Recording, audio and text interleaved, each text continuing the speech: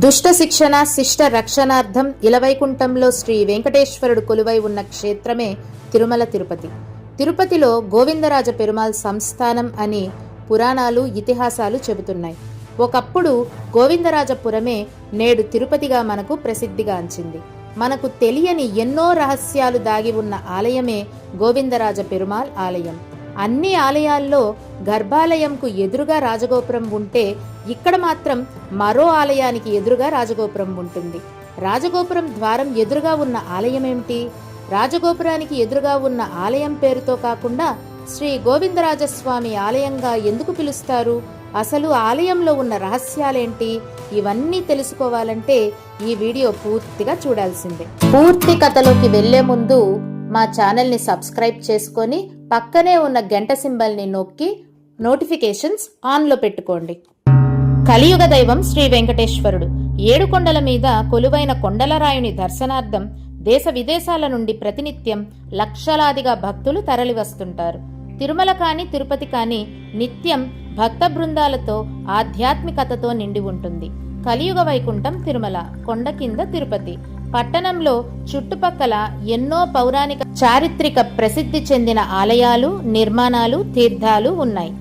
సప్తగిరుల పైన శ్రీవారు కొలువు తీరి ఉండగా పర్వత పాదాల వద్ద ఆయన సోదరుడు శ్రీ గోవిందరాజస్వామి వెలసి ఉంటారు. శ్రీవారు స్థానక భంగిమలో దర్శనమిస్తారు. వారి సోదరులు శ్రీ గోవిందరాజులు తల కింద మానిక ఉంచుకొని శయనావస్థలో ఉంటారు. దీని గురించి ఒక కథ కూడా ప్రచారంలో ఉంది. గోవిందరాజస్వామిని వెంకటేశ్వర స్వామికి స్వయాన అన్నగా భావిస్తారు. స్వామివారి వివాహానికి కుబేరుడు ధన సహాయం చేశారన్న విషయం అందరికీ తెలిసిందే. కుబేరుడు ఇచ్చిన ధనాన్ని కొలిచే పనిని గోవిందరాజస్వామికి ఇచ్చారట. ఎంత కొలుస్తున్నా ధనం ఇంకా రావడంతో అలసిపోయి ఆ కొలమానికను తల కింద పెట్టుకొని తిరుపతిలోని ఈ గోవిందరాజస్వామి ఆలయంలో విశ్రాంతి తీసుకుంటూ ఉన్నట్లు ఉంటుంది ఈ ప్రతిమ. అంతేకాక ఇంకొక కథ కూడా ప్రచారంలో ఉంది. సంతానం లేని ఒక కాశీరాజు కుటుంబ సమేతంగా శ్రీనివాసుని సేవించి సంతాన భిక్ష కోరేందుకు తిరుమలకు వచ్చారట. శ్రీనివాసుని కాశీరాజు భక్తితో సేవించారట. స్వామి అనుగ్రహించేందుకు రాణి కలలో కనిపించి, నేను నీకు సంతానాన్ని ప్రసాదిస్తాను, నీవు నీ ముక్కెరలోని మణిని ఇవ్వమని అడిగారట.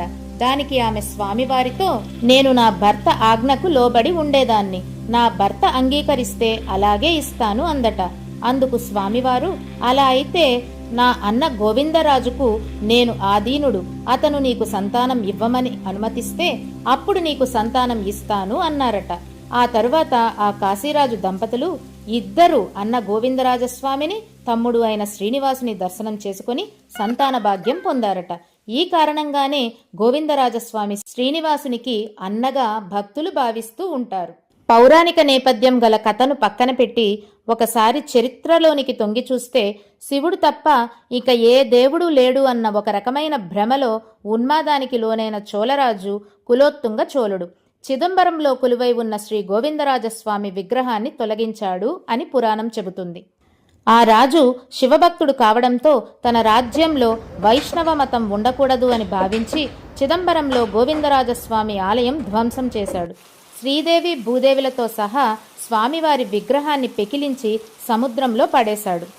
ఆ విగ్రహం నీటి ప్రవాహానికి కొట్టుకువచ్చి వైష్ణవుల కంట పడింది. ఈ విగ్రహం చెక్కు చెదరలేదు అన్న విషయం రాజుకు తెలిస్తే నామరూపాలు లేకుండా చేస్తారని భయపడి ఆ విగ్రహాన్ని ఎలాగైనా కాపాడుకోవాలని ఏనుగుల సాయంతో తిరుపతికి తీసుకువచ్చారు. అప్పుడు తిరుపతిలో రామానుజాచార్యులు వారు ఉన్నారు. ఈయన వైష్ణవ మతం కోసం ఎంతగానో కృషి చేశారు. ఈ విషయాన్ని తన కలలో ముందుగానే తెలుసుకున్న రామానుజాచార్యుల వారు అప్పటి యాదవరాజు సహాయంతో విగ్రహ ప్రతిష్టకు అన్ని ఏర్పాట్లు చేశారు. అప్పటికే స్వామివారి విగ్రహానికి పగుళ్లు వచ్చాయని గమనించారు. పగుళ్లు వచ్చిన విగ్రహం అర్చనకు పనికిరాదు. అక్కడే ఉన్న సున్నపురాయిపై స్వామివారి విగ్రహాన్ని తయారు చేయించారు. తేమ తగిలితే సున్నపురాయి కరిగిపోతుందని స్వామివారికి అభిషేకాన్ని నిషేధించారు. ఇదంతా జరిగిన తరువాత గోవిందరాజస్వామి ఆలయంలో ఉత్తరం వైపున స్వామివారిని ప్రతిష్ఠ చేయించారు. అలాగే దక్షిణం వైపు ఆండాల్ అమ్మని ప్రతిష్ఠించారు. అయితే ఆ పగుళ్లు ఏర్పడిన విగ్రహాన్ని ఏం చేశారన్న సందేహం ప్రతి ఒక్కరికి వస్తుంది. తిరుపతి నగరంలో నేడు మంచినీల కుంటలో పిలువబడుతున్న ఒకప్పటి నరసింహ తీర్థం ఒక ఒడ్డున ఒక వటవృక్షం ఛాయలో ఈ విగ్రహాన్ని ఉంచారు.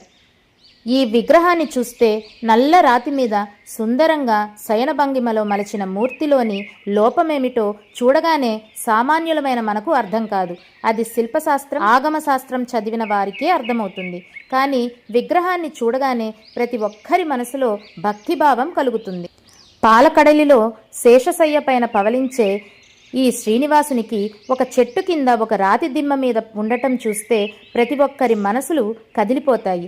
ఎలాంటి అలంకరణలు, అర్చనలు, ఆరగింపులు జరపరు ఈ స్వామి. విగ్రహంలో ఉన్న చిన్న లోపం వల్ల ఆలయంలో నిత్య పూజలు అందుకోవాల్సిన ఈ మూర్తి ఇలా ఎండకు ఎండి వానకు తడిసిపోతూ ఉండటం చూపులకు బాధను కలిగిస్తుంది. 1000 సంవత్సరాల చరిత్ర ఉన్న ఈ మూర్తి గురించి చాలామంది స్థానికులకు కూడా తెలియకపోవడం ఆశ్చర్యాన్ని కలిగిస్తుంది. తిరుపతి నగరంలో ఉన్న అనేక సందర్శనీయ ప్రదేశాల జాబితాలో శ్రీ నరసింహ తీర్థాన్ని కూడా చేరిస్తే విశేష సంఖ్యలో భక్తులు సందర్శించుకుంటారు అని తిరుపతి వాసుల అభిప్రాయం. దశావతారం సినిమాలో కమల్ హాసన్ రామానుజాచార్యుల పాత్రలో నటించారు. ఆ సినిమాలో కొన్ని సన్నివేశాలు కల్పితమే అయినా ఆ విగ్రహం, ఆ కథ అన్నీ నిజాలే.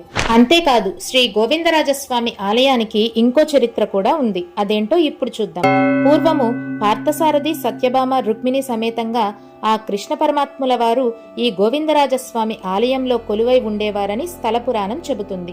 12వ శతాబ్దం వరకు పార్థసారథి ఆలయం ప్రసిద్ధిలోనే ఉంది.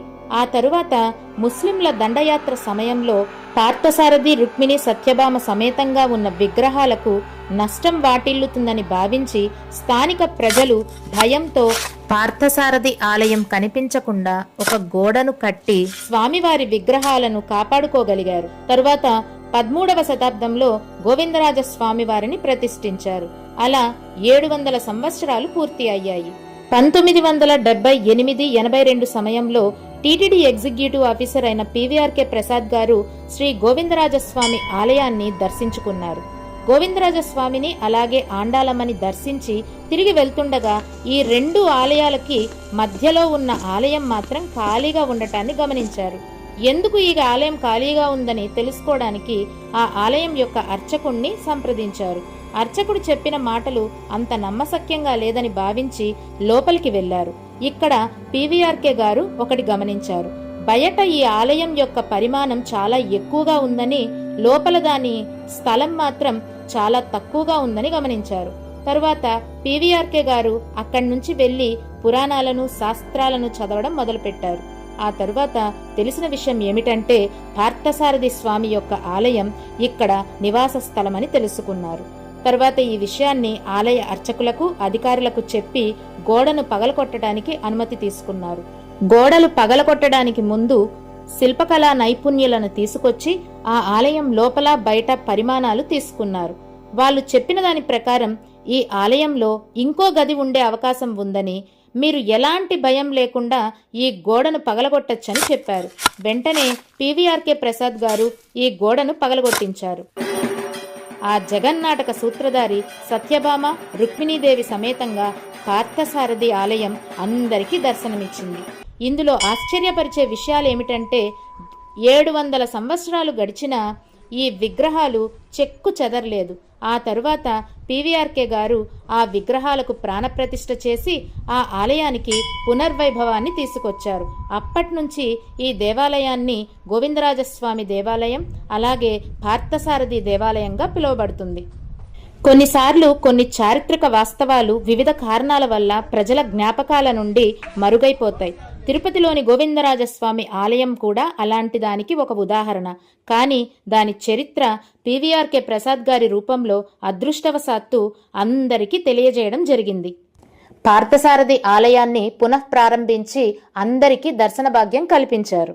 ఇది శ్రీ గోవిందరాజస్వామి ఆలయం యొక్క చరిత్ర. ఈ వీడియో కనుక మీకు నచ్చినట్లయితే లైక్ చేసి, షేర్ చేసి, అలాగే సబ్స్క్రైబ్ చేసుకోండి. మరిన్ని వీడియోల కోసం కింద కామెంట్ చేయండి.